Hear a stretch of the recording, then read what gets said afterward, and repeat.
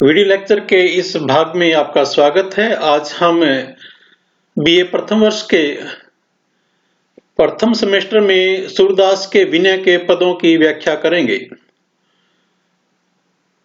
व्याख्या से पहले एक निवेदन कि अभी तक आपने अगर ये चैनल सब्सक्राइब नहीं किया है तो इसको चैनल को सब्सक्राइब कर लें ताकि और बेल नोटिफिकेशन को भी ऑन कर ले ताकि जो भी मैं वीडियो इस पर अपलोड करूं उसका नोटिफिकेशन आपको समय से मिल जाए। तो आइए शुरू करते हैं।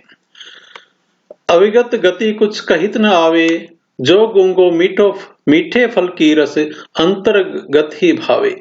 जैसा कि आप सभी को पता है कि सूरदास जी एक भक्त कवि हैं और जो भक्ति मार्ग के संबंधित ही उन्होंने विनय के पदों की रचना की है। पहले पद में कहते हैं कि अविगत की गति के बारे में कुछ नहीं कहा जा सकता। अविगत यानी भगवान की जो गति है उसके बारे में, उसकी दशा के बारे में कुछ कहा नहीं जा सकता। यानी वो कैसा है, निर्गुण है, निराकार है, उसके बारे में हम कह नहीं सकते कुछ। वो देखने में कैसा लगता है वो उसी प्रकार से है जैसा गूंगा व्यक्ति अगर मीठे फल के रस का स्वाद लेता है तो वो अपने मुख से कुछ भी उसको बता नहीं सकता कि उसका स्वाद कैसा है, क्योंकि वो बोल नहीं सकता। अंतर्गत ही भावे, लेकिन उसका जो स्वाद है उसके अंतर मन में ही रहता है। यानी उसको स्वाद तो पता है उस चीज का, मीठे फल के रस का, लेकिन वो बोल कर नहीं बता सकता। उसी प्रकार से जो भगवान है उसकी गति के बारे में अगर उसको हम जानते हैं तो उसके हम कुछ बता नहीं पाते, हम उसको सिर्फ महसूस कर पाते हैं। परम स्वादु सबहु जिन निरंतर अमित तोष उपजावे। और वो कहते हैं कि वो जब हम भगवान के बारे में जान लेते हैं तो उस चीज का जो परम स्वाद है उसका तात्पर्य है कि उस विषय में कोई दूसरे व्यक्ति को नहीं बता सकते, हम सब उसको महसूस कर सकते हैं। और अमित तोष उपजावे, और वो निरंतर रहने वाला है, वो स्वाद निरंतर, यानी वो आनंद जो है भगवान को पाने का वो निरंतर रहने वाला है। और अमित तोष उपजावे, और बहुत ज्यादा संतोष देने वाला है। अमित तोष यानी संतोष, अमित जो मतलब मिटता नहीं है, वो निरंतर बहुत ज्यादा संतोष देने वाला है। हमारे मन में संतोष उपजाता है। मनवाणी को अगम अगोचर सो जाने जो पावे। और ये मन और वाणी से इस अगम अगोचर के बारे में कुछ नहीं कहा जा सकता। यानी हम अपनी वाणी से कुछ भी भगवान के बारे में नहीं बता सकते। सो जाने सो पावे, जो उसको जानता है वही उसको पा सकता है, यानी कोई दूसरा उसके बारे में व्याख्या नहीं कर सकता। रूप रेख गुण जाति जुगति बिन निरालंब मन सकृत धावे, सब विधि अगम विचार ही तातो सुर सगुन लीला पद गावे। यहाँ पर वो कबीरदास ये अपना सूरदास जी कहते हैं कि वे किसी जो निराकार और निर्गुण है भगवान, उसकी कोई शारीरिक रूपरेखा नहीं होती। और उसके जो तीनों जो गुण माने जाते हैं वो उन गुणों से भी परे हैं। जैसे कि वो मानव है, देव है, पशु है, राक्षस है, इस प्रकार की उनकी कोई भी जाति नहीं है। गुण जाति जुगति बनु, यानी कोई भी उनकी जाति नहीं है, उनको किसी जाति में नहीं बांधा जा सकता। और इसके अतिरिक्त ऐसी साधना, इसकी ऐसी अवस्था में साधक का मन साधना करते हुए और बिना किसी निरालंब के, बिना किसी आधार के उसका मन इधर उधर घूमता रहता है। सविधि अगम विचार ही तातो सुरगुण सगुन लीला पद गावे। और सूरदास जी कहते कि मैंने सारी विधियों से विचार कर लिया है, सारी विधियों से, सब प्रकार से विचार करने के बाद ही मैं उनके सगुण लीला पद को गाने लगा हूं, यानी भगवान की भक्ति में लीन हो गया हूं। यानी सब कुछ मैंने जान लिया है और उसके बाद ही मैं सगुण साकार रूप की उपासना संबंधी पदों का गान कर रहा हूं। सगुण भक्ति के बारे में ये पद है। दूसरा विनय के पद है, प्रभु को देखो एक सुभाई, अति गंभीर उदार उदिति हर, जान शिरोमणि राई। वो कहते हैं कि जो मैंने प्रभु का एक ही स्वभाव देखा है, प्रभु को देखो एक स्वभाव, यानी वो कहते हैं कि मैंने श्री कृष्ण का सब एक स्वभाव देखा है।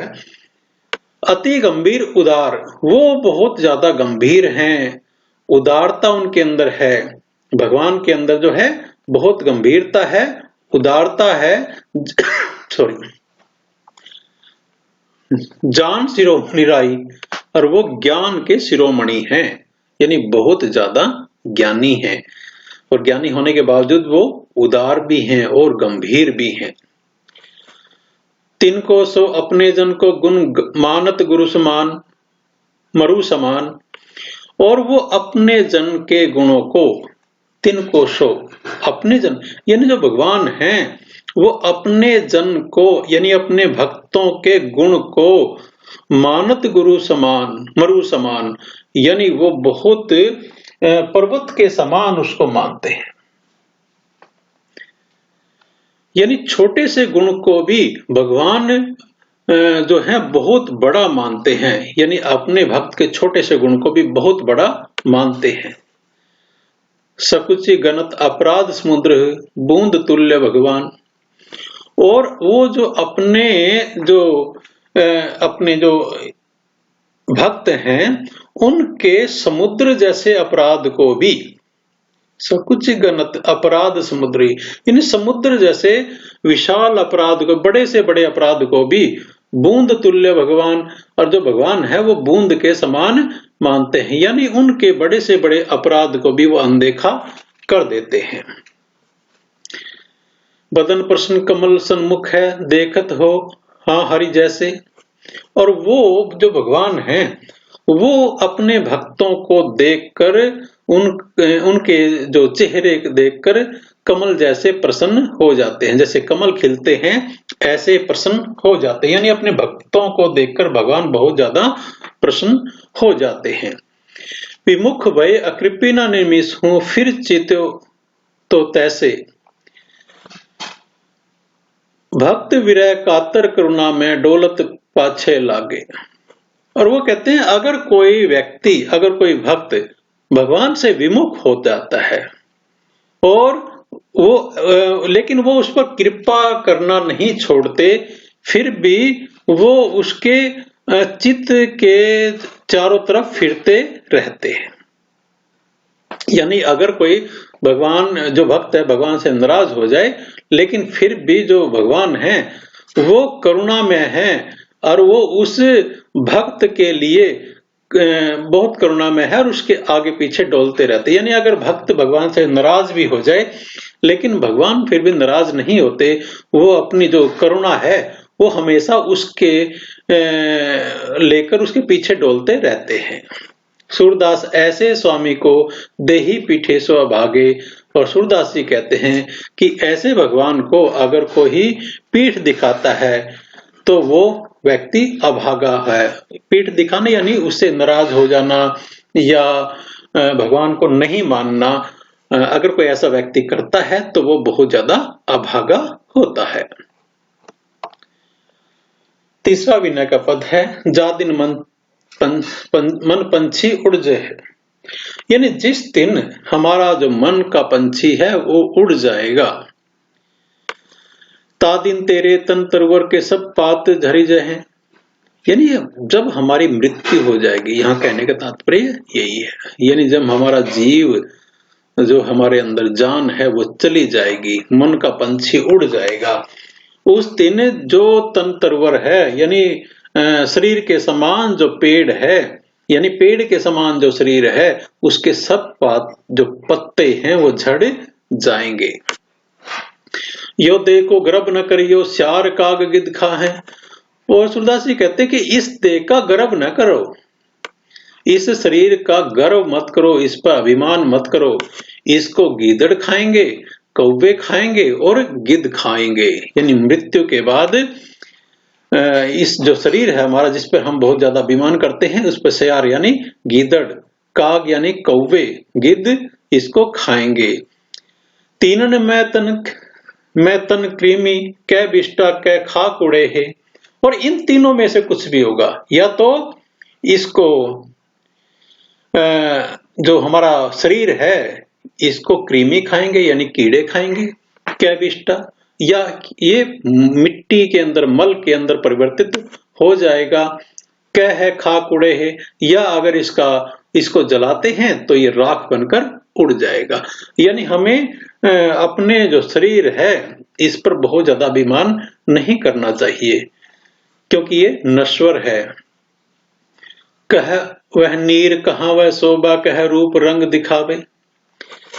और उसके बाद न कोई शोभा रहेगी और न सुंदरता रहेगी जहां हम अपना रंग रूप दिखा सकते हैं। यानी मृत्यु के बाद हम कहां जाकर अपना रंग रूप शोभा दिखाएंगे।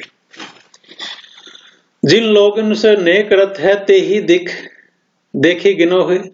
और जिन लोगों से आप समय रहते यानी संसार के लोगों से नेह करते हैं यानी प्यार करते हैं, ते ही दिख गिने हैं, और मृत्यु के बाद वही लोग आपसे घृणा करेंगे।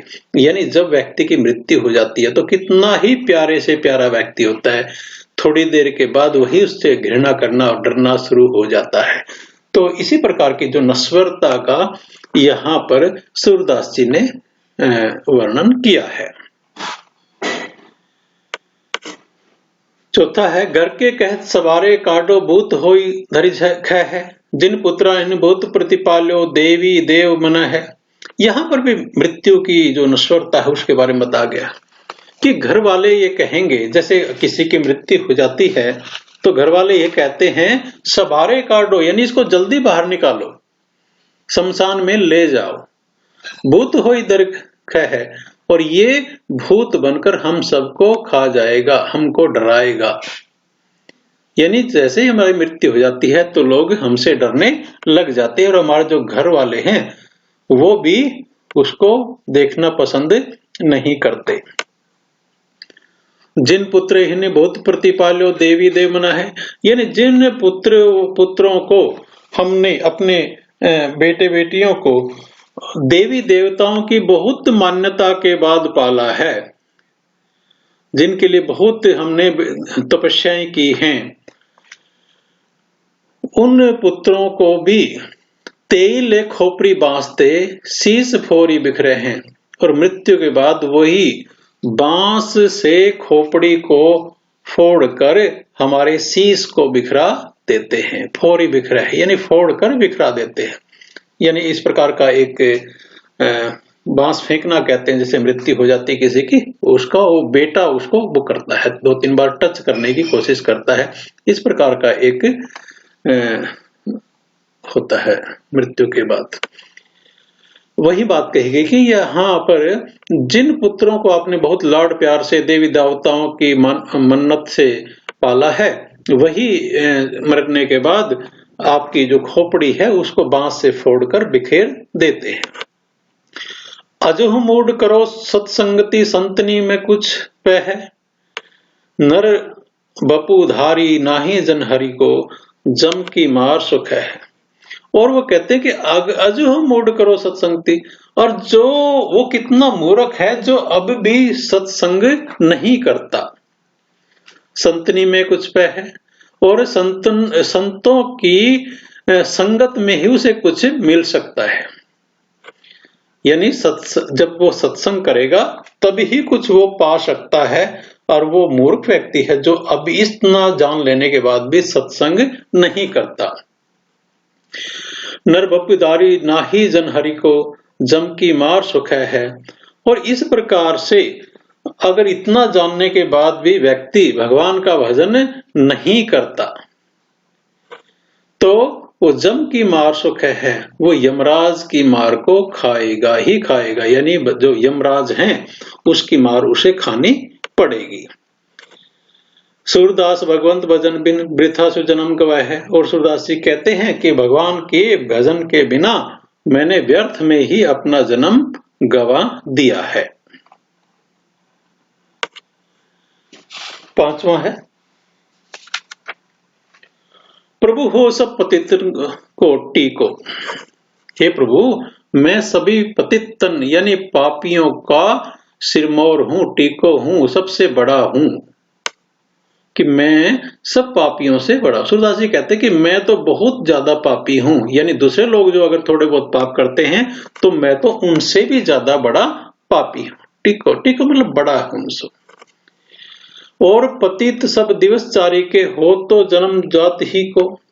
और जो दूसरे पाप करते हैं वो सब 4 दिन के हैं, यानी बहुत छोटे छोटे पापी हैं। हो तो जन्मत ही को, और मैं तो जन्मजात ही पापी हूं। और पतित सब दिवस चारी के, यानी 4 दिन के हैं, वो नए नए पापी हैं, लेकिन मैं तो जन्म से ही पाप कर रहा हूं। बदिक अजामिल गनिका तारी पूतना ही को,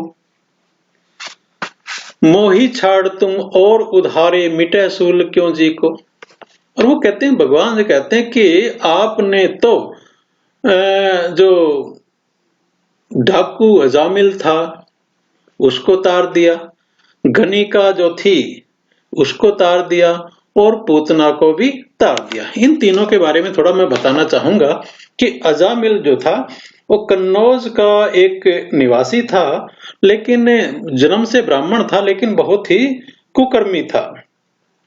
लेकिन उसके छोटे बेटे का नाम नारायण था, इसलिए वह जब नारायण को उसने पुकारा, जब यमराज के जो यमदूत हैं उसके पास पहुंचे, तो उसने अपने छोटे बेटे नारायण को पुकारा, और नारायण पुकारते ही नाम के स्मरण की महिमा से उसका उद्धार हो गया।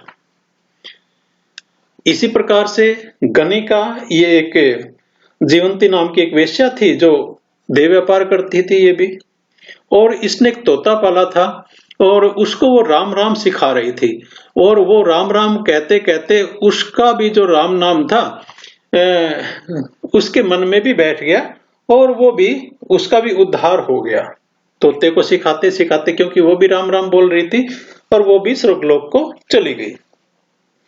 इसी प्रकार एक पूतना नाम की राक्षसी थी जिसको कंस द्वारा जो श्री कृष्ण को मारने के लिए भेजा गया था।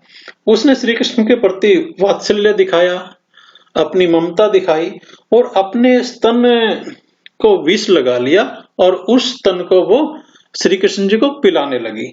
लेकिन श्री कृष्ण ने उसे मार डाला। तो इन तीनों का नाम थोड़ा मैं इसलिए डिटेल से बताया कि जो डाकू अजामिल था, गनिका एक वेश्या थी, और पूतना एक राक्षसी थी, कि जब इन प्रकार के लोगों को आपने तार दिया है, यानी उनका उद्धार कर दिया है, तो कहते कि मोहि छोड़ तुम और उधारे, तो मेरे को क्यों छोड़ दिया और दूसरों का उद्धार कर दिया, मिटे सूल क्यों जी को। और इस प्रकार मेरे जो जी की, यानी मेरे आत्मा की जो पीड़ा है, मेरे मन की पीड़ा है, वो किस प्रकार से मिटेगी। को न समृत अध करीबे खींचे कहत को लीको। और वो कहते कि मैं लकीर खींच कर कहता हूं, खींची कहत हो लीको, यानी मैं लकीर खींच कर कहता हूं कि मेरे समान कोई भी और ज्यादा पापी नहीं है, यानी मैं सबसे बड़ा पापी हूं, मैं ये लकीर खींचकर कहता हूं। इसलिए सबसे पहले मेरा ही उद्धार होना चाहिए। जब इतने बड़े जो पापी लोगों का उद्धार कर दिया, तो इनसे तो मैं लकीर खींचकर कहता हूं कि इनसे मैं बड़ा पापी था। मरियत लासुर पतितन में मोहू तैको निको। और यहां पर सूरदास जी कहते हैं कि यह पापी होने के कारण कोई भी मुझसे पहले पार जाने का अधिकारी नहीं है, और मैं ही सबसे बड़ा पापी हूं, इसलिए मेरा ही उद्धार होना चाहिए। और वो कहते कि मैं तो शर्म से मरा जा रहा हूं। मरियत लाज सूर पतितन में, यानी सूरदास कहते मैं तो लाज से मरा जा रहा हूं, क्योंकि पापियों से सबसे बड़ा पापी मैं हूं और मैं यहां रह गया और मेरा अभी तक उद्धार नहीं किया गया है।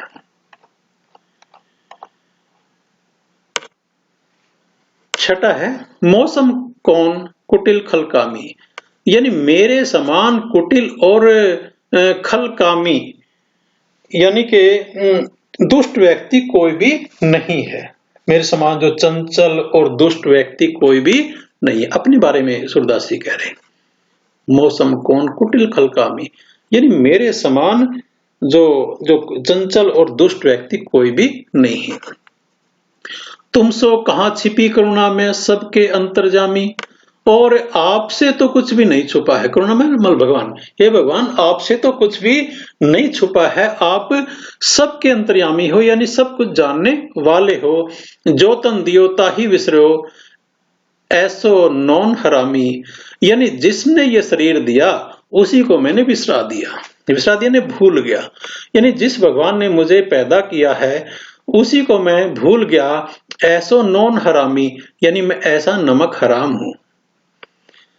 बारी बारी दो विष को धावत जैसे शुक्र ग्रामी, और मैं सूरदास जी कहते हैं जिस प्रकार जो सुअर होता है, ग्राम शुक्र यानी सुअर, ग्राम यानी ग्रामीण का, गांव का जो सुअर होता है वो बार बार विष की तरफ भागता है, यानी विषय वासनाएं हैं उसकी तरफ भागता है, गलत कार्यों की तरफ भागता है। यह मतलब अपना जो इसकी तुलना है वो गांव के सुअर से की है कि जिस प्रकार वो गंदगी की तरफ भागता है, सूरदास जी कहते हैं कि मैं भी विषय वासनाओं की तरफ धावत हूं यानी भागता हूं। सुनी सत्संग होए जिये आलस विषयन संग विश्रामी, वो कहते हैं कि जो सत्संग सुनने में मेरा जो जिया यानी मेरा शरीर है, मेरा जी है वो आलस करता है, यानी मेरा जो शरीर है सत्संग सुनने में आलस करता है। विषयन संग विश्रामी, और जो विषय वासनाएं के जो लोग होते हैं, ऐसे लोग होते जो विषय वासना में रहते हैं उनके साथ मुझे अच्छा लगता है। विश्रामी यानी आराम मिलता है, अच्छा लगता है, यानी बुरे अच्छे लोगों के साथ आलस होता है और बुरे लोगों के साथ मुझे विश्राम मिलता है, यानी उनके साथ मुझे अच्छा लगता है। श्री हरि चरण छाड़ी विमुखनी की निस्दिन करे गुलामी, और मैं हरि के चरणों को छोड़कर उनसे विमुख होकर, यानी मैं भगवान के हरि के चरणों को जो भक्ति है उसको तो मैंने छोड़ दिया है, और जो विमुख लोग हैं यानी जो भगवान को नहीं मानते उनकी मैं दिन रात गुलामी कर रहा हूं। निशिदिन यानी दिन रात करत गुलामी, विमुखनी की, विमुखनी मतलब जो भगवान को नहीं मानते, अनिश्वरवादी हैं, उनकी मैं दिन रात गुलामी कर रहा हूं। पाप धर्म अधम अपराधी सब पतितन के नामी मैं नामी, वो कहते कि मैं पापी हूं, मतलब पापी परम, मैं बहुत बड़ा पापी हूं। अधम अपराधी, मैं अपराधी भी हूं, अधर्मी भी हूं, सब पतितन में नामी, और सारे के जो पापियों में मैं नामी हूं, इन सबसे बड़ा पापी मैं हूं। सूरदास प्रभु उधम उदाहरण सुनिए श्रीपति स्वामी, वो सूरदास जी कहते हैं कि हे श्रीपति यानी लक्ष्मी के पति, आप ही मेरा उद्धार कर सकते हो, इसलिए आप मेरी प्रार्थना सुनिए।